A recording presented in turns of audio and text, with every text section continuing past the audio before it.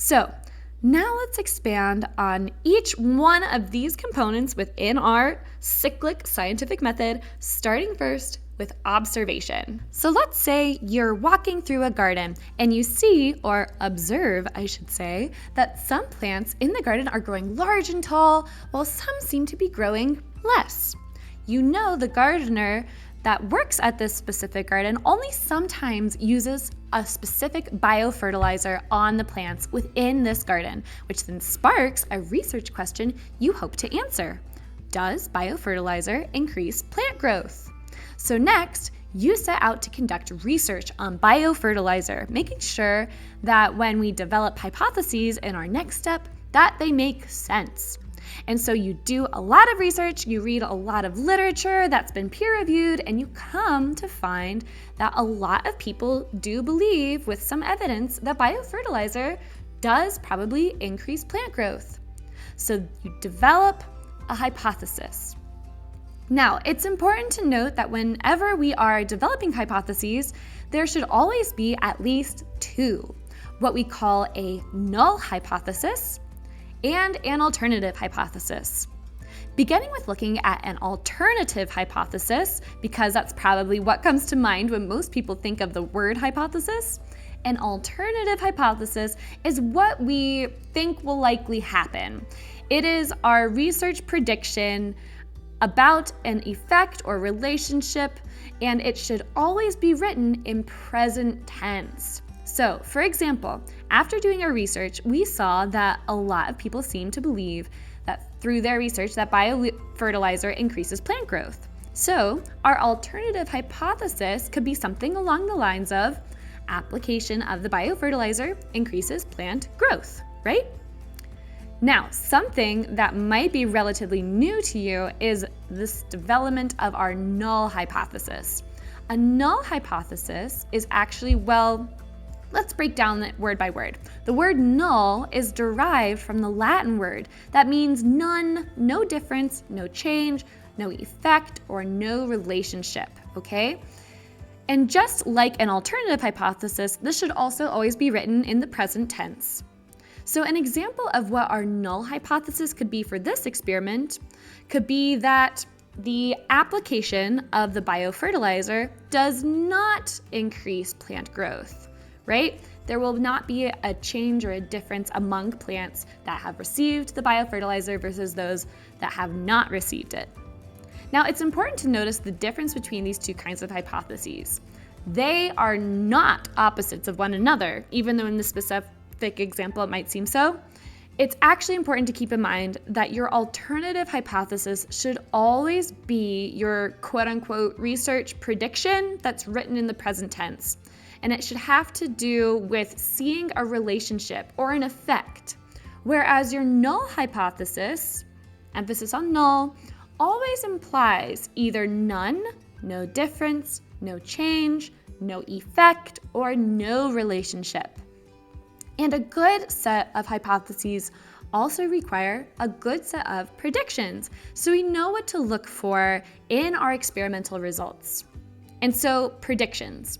Unlike hypotheses, these are always written in the future tense because it's what we would expect to see if our results support the specific hypothesis. So, looking at our null hypothesis first, a prediction that would correspond with that hypothesis could be something along the lines of the plants given biofertilizer will grow equally as large as the plants not given biofertilizer. Or there will be no difference between our biofertilizer group and our not biofertilizer group. Now, looking over at our alternative hypothesis, a prediction that would match this would be something along the lines of the plants given biofertilizer will grow larger than the plants not given biofertilizer. And just as a reminder, when we're writing these, we always write the hypotheses in the present tense and our predictions in the future tense. Now that was a great start, so let's now check in and see where we left off. We've gone over observations, research question, research, and hypotheses. So now, next we have our experiment. So in this case, we could develop an experiment containing two groups. One which we would give the biofertilizer to, and another group which we would not give the biofertilizer to. The group in which we are giving the treatment, we would call our treatment group. And that kind of makes sense, right? But the group where we are not giving our biofertilizer to, meaning we are not administering our treatment to the other group, this would be called our negative control group. Now, a lot of you at previous classes may have heard of this being called just a general control group, but in this level of course, it's important to note the distinctions between different kinds of control groups. So if we're looking at a group that is the exact same as your treatment group, except for the treatment itself, that would be your negative control group, right? It's the same, negating though that treatment.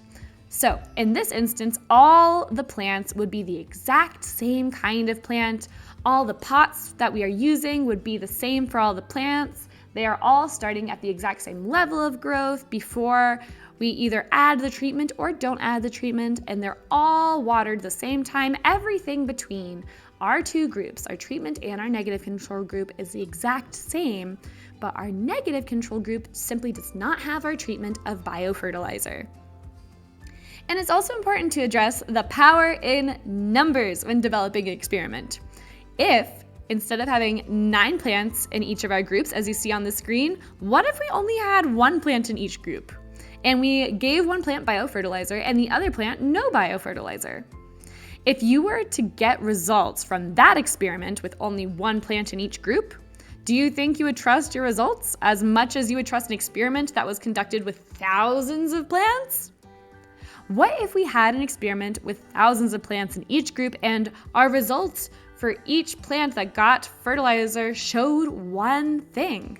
Would you trust the results of that experiment? Would you trust that result more than the experiment that only had 1 plant?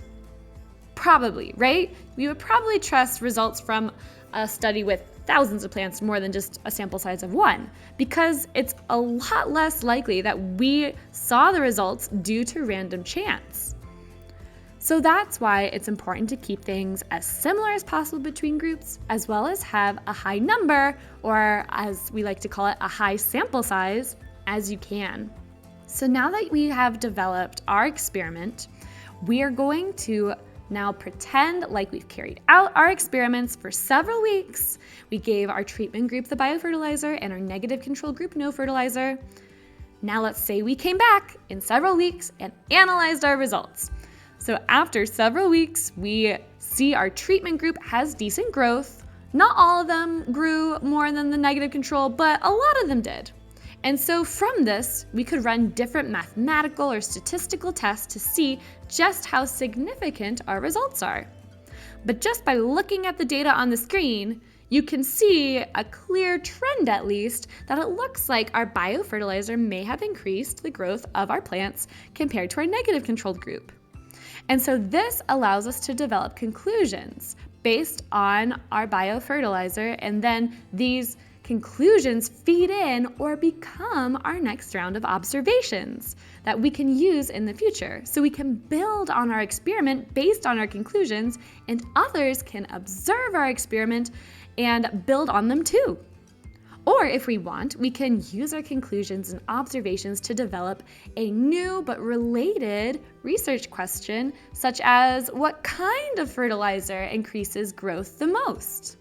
And then the cycle continues. So beautiful, so fun. It's really important to note, though, that when we're analyzing our data in developing conclusions, all data is good data. And I can't emphasize this enough. One of the beauties of science is that we are never trying to be correct. As scientists, all we are trying to do is further knowledge. There should be no agenda other than the furthering of knowledge. All data, no matter whether it supports our hypothesis or refutes it, is informative and furthers knowledge, and therefore, all data is good data. So, as a brief recap, there are many, many, many reasons why science is truly beautiful. But the big takeaways I hope you've gained from this is that science does not seek to stomp on creativity or ideas. Science is a living, growing, creative, and collaborative effort that seeks for nothing other than to expand our knowledge and understanding of life and the world around us. And we do this by using the scientific method to help us explore our ideas and creativity in a manner that fosters collaboration and helps eliminate bias. Now, let's see if we can apply what we discussed with our first check-in. You're conducting an experiment on a new drug called Relax, which was developed to help alleviate or get rid of migraines. Thinking creatively and critically, develop an experiment using the scientific method. So this includes, what is your research question? What is your alternative hypothesis and a prediction to match it? What is your null hypothesis and a prediction to match that? What is your experimental design? And you don't need to provide full detail. Just simply tell me, what would your treatment group be and what would your negative control group be? Now on to question number 2. Your coworker designed an experiment to test a new asthma medication, Breathly, but they did so in a hurry. The details of their experiment I'll show you in just a second, but after reading the experiment, you're going to go through these series of prompts and you're going to determine what could be improved in their experimental design. Determine how you would make those improvements and explain why those improvements need to be made. And finally, it's always good to point out the positives. So was there anything in your friend's experimental design that they did well? And if yes, write them down. So here's your friend's experimental design. Take some time to read through it, pause the video, and then resume when you're ready to move on to the next prompt. Check-in number 3. Your friend is curious as to whether caffeine raises blood pressure.